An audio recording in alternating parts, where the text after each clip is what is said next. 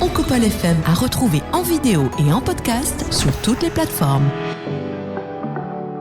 Oncopole FM, on est en direct depuis le premier étage de l'Atrium, ici à l'Oncopole, pour cette 3e émission au cœur de l'Oncopole et au cœur de la journée mondiale de lutte contre le cancer. Nous sommes toujours le mercredi 4 février et avant de partir un peu en immersion avec notamment la découverte des services et des métiers, on avait à cœur d'accueillir et à la fois le professeur Elisabeth Moyal et à la fois Vincent Clerc. Alors, merci déjà beaucoup d'être venu ici dans cette émission. Vincent, je commence par vous. Bonjour. Bonjour. Est-ce que, Vincent Clerc, cet endroit de l'Oncopole, quand on est toulousain, il a une résonance particulière? Est-ce que ça vous parle en particulier parce qu'on sait tous qu'il existe cet endroit. Et qu'est-ce que ça vous dit, vous, en tant que Vincent Clerc, finalement ? Moi, ce qu'il me dit, c'est que c'est une certaine fierté depuis qu'il est là. C'est vrai qu'il rayonne beaucoup sur la santé. Il a mis en avant aussi beaucoup de choses autour du cancer. Je pense une prise de conscience aussi des gens de l'importance de soutenir la recherche, de soutenir la maladie, que ça met aussi un lieu sur des choses qui sont des fois impalpables. La maladie, c'est quand même quelque chose qui fait peur et qui est très loin, et d'avoir un centre dédié qui est une des références, je crois que c'est une grosse fierté. On avait le sport, on avait l'aéronautique. Je crois que c'est quand même une plus grande fierté encore d'avoir un institut comme ça ici et qui représente et qui fait rayonner la ville de Toulouse à travers le monde. Alors, c'est pas du tout une question piège, mais est-ce que vous savez un petit peu comment ça fonctionne ici ? Notamment le fait qu'il y a et à la fois un centre de recherche et à la fois une partie pour le traitement des patients. C'est pas une question piège parce que Elisabeth à côté va tout nous expliquer. Mais est-ce que vous avez un petit peu en tête, Vincent, comment ça fonctionne ici ? Je sais pas si je vous pose la question, par exemple, qu'est-ce que vous pensez de cet endroit ? Comment il fonctionne à votre avis ? Qu'est-ce que je pense ? Non, moi j'avais une image un peu. C'est la première fois que je rentre à l'intérieur et j'avais l'image de la recherche, j'avais l'image des soins. Je savais pas comment c'était connecté, et si c'était connecté, je viens de le découvrir, et je trouve que ça a encore plus de sens en fait quand on rentre à l'intérieur de voir le lien, voir comment c'est fait à l'intérieur, l'architecture du bâtiment. Donc non, je découvre, et j'avais une image un peu erronée, un peu lointaine finalement, en passant devant régulièrement, mais sans jamais rentrer. Là, vous prenez la route de temps en temps, Vincent, oui, par ici. moi j'habite pas très loin. Je suis venu prendre le départ de Loncoronne il y a quelques jours. C'était dimanche, donc j'étais à l'extérieur. Quel temps pour quel kilomètre ? Mais c'était pas le but. Non, j'ai fait. On a fait le 10 km en 46 minutes. C'était très bien. On a couru avec ma femme, et puis voilà, c'est quelque chose qui était dans aussi le prolongement de pas mal d'actions qu'on fait avec la Ligue contre le cancer. Donc c'était un peu le point final de toute cette campagne qui avait eu lieu notamment en novembre avec Loncoronne dimanche. Oui, il y a beaucoup de choses qui se passent tout au long de l'année. Bien sûr, Octobre Rose, plein d'événements, et on sait que vous êtes impliqué en tant qu'ancien joueur du Stade Toulousain, consultant aujourd'hui pour France Télévisions, membre de l'équipe de France de rugby. Combien d'essais déjà ? Il sait même plus. 34. 34 Il n'était pas sûr. Ça nous fait évidemment très très très plaisir que vous soyez avec nous. On va partir un petit peu en immersion. On va se balader un petit peu comme ça. Vous allez découvrir qu'effectivement ici il y a, on va dire, deux pôles, deux endroits qui se font face, qui travaillent un peu ensemble. Et c'est le professeur Elisabeth Moyal, chef du département de radiothérapie et directrice adjointe du centre de recherche en cancérologie, on appelle ça le CRCT, qui va un petit peu plus nous expliquer tout ça. Professeur Elisabeth Moyal, déjà bonjour, merci beaucoup d'être avec nous ici en direct. Plaisir. C'est un plaisir. Alors, est-ce que j'avais raison en disant que c'était deux endroits à l'intérieur de cet Oncopole qui se faisaient un petit peu écho et qui se parlaient ? C'est ça, c'est le but de la conception même de l'Oncopole il y a des années, c'était justement de se parler et de faire parler les chercheurs avec les cliniciens, de dialoguer ensemble et de construire ensemble des projets pour mieux comprendre et mieux traiter les patients. Voilà. Il y a le mot de imbrication un peu en réalité. C'est ça qu'on pourrait créer entre l'Oncopole donc et le CRCT. Ouais. Pour moi, c'est plus qu'une imbrication. Pour moi, ça doit être un puzzle. Donc, c'est vraiment l'implication, l'intersection des différentes pièces du puzzle pour faire un beau puzzle et donc pour bien traiter les patients. Donc, effectivement, ici à l'Oncopole, donc vous avez des services cliniques de chirurgie, de chimiothérapie ou thérapie ciblée, de radiothérapie, donc le service que je dirige, d'imagerie, donc beaucoup de cliniciens, des chirurgiens, des oncologues, etc. Bien entendu tout le personnel médical, paramédical, et de l'autre côté de la passerelle, donc juste derrière nous, le centre de recherche en cancérologie de Toulouse, qui a une vingtaine d'équipes. Alors comment c'est structuré ces 20 équipes ? C'est des thématiques différentes, toutes bien entendu dans le but d'optimiser le traitement des patients qui ont un cancer, avec différentes thématiques, que ce soit travaillant sur la résistance thérapeutique, la résistance à la chimiothérapie, aux thérapies ciblées, à l'immunothérapie, à la radiothérapie pour ma part et au champ électrique, puisque c'est des traitements également qu'on utilise maintenant pour traiter les patients, et également sur différents organes. Donc certaines équipes vont travailler préférentiellement sur le cancer du sein, d'autres sur les tumeurs cérébrales, comme par exemple mon équipe, d'autres sur les cancers du pancréas, d'autres en hématologie.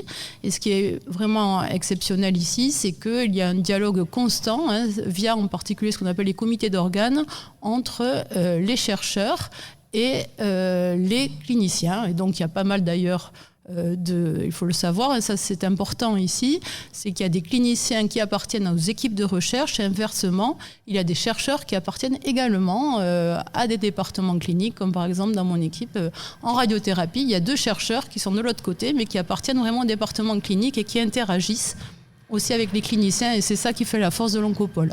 Oui, ce qui fait la force, je le dis aussi pour toutes celles et ceux qui nous écoutent et pour Vincent qui est avec nous, c'est effectivement qu'ici, voilà, ça soigne.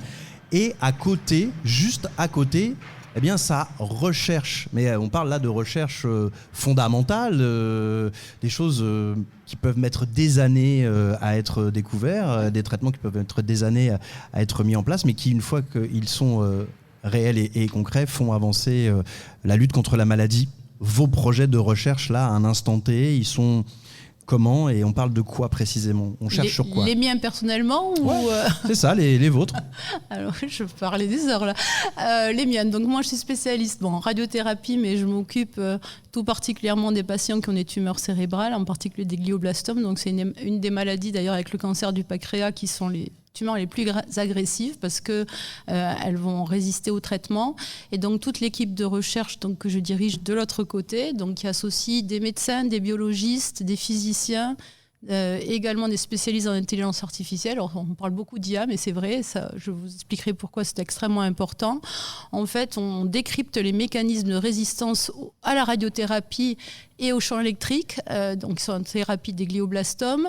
On met en évidence des nouveaux gènes, des cibles thérapeutiques qu'on valide in vitro, in vivo, et là aussi avec des partenaires industriels qui donc développent des médicaments.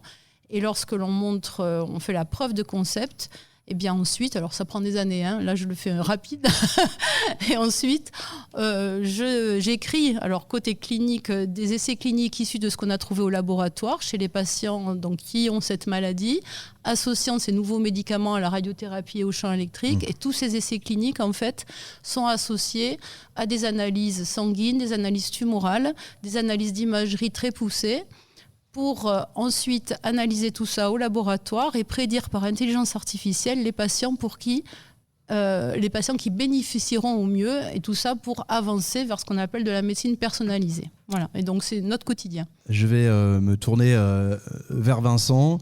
C'est incroyable. C'est vrai, tout ce qui se passe ici. Qu'est-ce que ça vous inspire, vous ? Et là, on est aussi pour recueillir votre sentiment sur ces combats et ces combattants. Vous venez d'un environnement très, très sportif où il y avait du dépassement de soi. Forcément, on essayait tout le temps d'être dans la performance, mais aussi dans l'esprit d'équipe. Alors, j'ai envie de vous demander un petit peu votre sentiment là-dessus et peut-être aussi des mots de motivation pour toutes celles et ceux qui travaillent ici. Alors moi je suis très admiratif, évidemment, je trouve ça assez incroyable.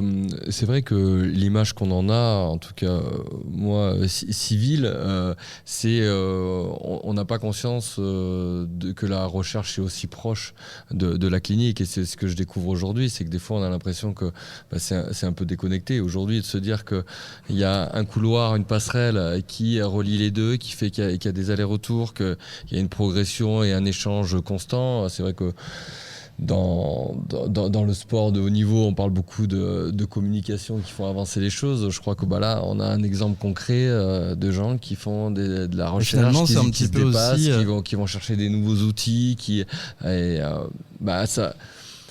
On a envie d'y croire. Moi, j'ai des amis très récemment qui ont été touchés, notamment par un cancer du pancréas, et en fait, on a envie que ça avance, ça aille vite, et de rencontrer des gens qui sont au cœur, qui nous disent que ça progresse, que ça avance, qu'il y a des nouveaux outils aujourd'hui et qui arrivent à cibler des gens qui pourront bénéficier de ces avancées. Et je trouve ça très rassurant, et c'est plus eux qui vont nous apprendre, je pense, c'est plus nous que l'inverse. Mais vous avez raison Vincent, néanmoins je pense que c'est quand même ultra important de savoir que vous êtes aussi inspirant pour plein de gens. D'ailleurs on va aller se balader dans les couloirs de l'Oncopole, et voilà, faut pas négliger le fait qu'en donnant du temps, vous participez aussi à la respiration qui fait du bien pour le personnel. Ce qui est génial, c'est de se dire que l'un comme l'autre, on travaille en équipe, et que ce qu'ils font plus que jamais, et plus que nous, c'est que c'est ce qu'on appelait nous le travail de l'ombre. C'est qu'il y a plein de gens aujourd'hui qui font des choses extraordinaires, qui permettent des avancées, des résultats, de la performance, parce qu'on parle de performance aujourd'hui, et qui sont pas valorisés. En tout cas, pas à l'extérieur, et qui mériteraient de l'être plus. Et en fait, c'est tout ça qu'on a envie de valoriser aujourd'hui. C'est tous ces gens qui donnent de leur temps, de leur passion, de leur personne, et pour les autres, en fait, et pour arriver à faire avancer les choses pour des résultats. Et donc, je dirais peut-être que la similitude, c'est ça, c'est ce travail d'équipe, et ce fait que tout le monde n'est pas valorisé de la même façon dans une équipe, mais il n'est pas moins important. Et aujourd'hui, c'est... Ouais, ça en est la preuve. Ça en est la preuve, ouais. Une question pour Elisabeth Moyal avant qu'on parte un petit peu en déambulation. Effectivement, Vincent l'a dit, c'est un travail d'équipe. On avait envie de mettre un focus sur les partenariats externes en recherche. C'est-à-dire que vous avez aussi des partenaires. Quels sont-ils, et est-ce que vous pouvez nous en dire un petit mot, s'il vous plaît? Alors en dehors, oui. Alors je suis complètement d'accord avec Vincent. Le dépassement de soi, il y a plein de choses communes entre le sport de haut niveau et ce qu'on fait. Déjà, complètement d'accord. J'espère pouvoir concrétiser, parce que c'est un peu ça. On parlait d'essais, vous parliez de 34 essais. Nous, les essais, c'est quand nos essais cliniques, entre guillemets, sont positifs. J'aimerais en avoir 34. En tout cas, on travaille le dessus, on en a quelques-uns. Et on espère un jour arriver à votre palmarès. Donc, les partenaires, oui, alors on en a pas mal, parce que là aussi, c'est extrêmement important d'avoir des partenaires nationaux, internationaux. Donc, on en a. Alors, si on doit retenir des partenaires déjà locaux et toulousains de très haut niveau, je vais reparler d'intelligence artificielle, par exemple, puisque ce dont je parlais tout à l'heure, c'est-à-dire arriver à prédire grâce à des données multimodales, de biologie, d'imagerie, pour chaque patient, l'efficacité thérapeutique, ça se fait grâce à de l'IA. Et avec ça, par exemple, nous avons tissé des étroites collaborations depuis plusieurs années avec l'IRT Saint-Exupéry, qui est très impliqué plutôt sur le spatial, puisqu'on est à Toulouse, l'aéronautique, mais on a établi il y a au moins 4 ans ou 5 ans avec un chercheur, M. Berjaoui, un expert à haut niveau d'IA, des partenariats. On en est à des découvertes extrêmement importantes qui font vraiment avancer la thérapie, et on continue sur ce projet.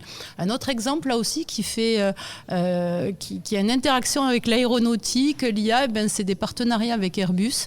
Pourquoi ? Parce que pour optimiser la prise en charge des patients, hormis ce qu'on fait en recherche fondamentale, le quotidien aussi, le soin, il faut l'optimiser.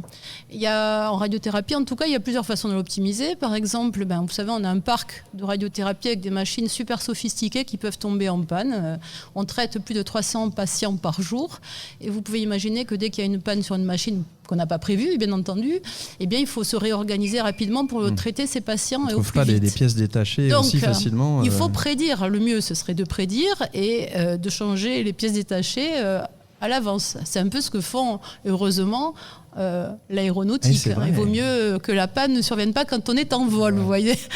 Et donc, on a fait une collaboration avec le service de radiothérapie, Airbus et le service de physique pour prédire exactement comme ils font en aéronautique à l'avance des pannes. Incroyable. Et mieux organisé. La deuxième possibilité aussi qu'on a, projet avec Airbus également, c'est d'optimiser et la prise en charge des patients sur la meilleure machine le plus rapidement possible, là aussi pour améliorer la prise en charge. C'est un deuxième projet qu'on a avec Airbus. Donc beaucoup d'interactions et très positives. Pas de doute. On est bien ici à Toulouse. Le mot Stade Toulousain est arrivé rapidement dans la conversation. Airbus est arrivé aussi dans la conversation. J'en attendais pas moins.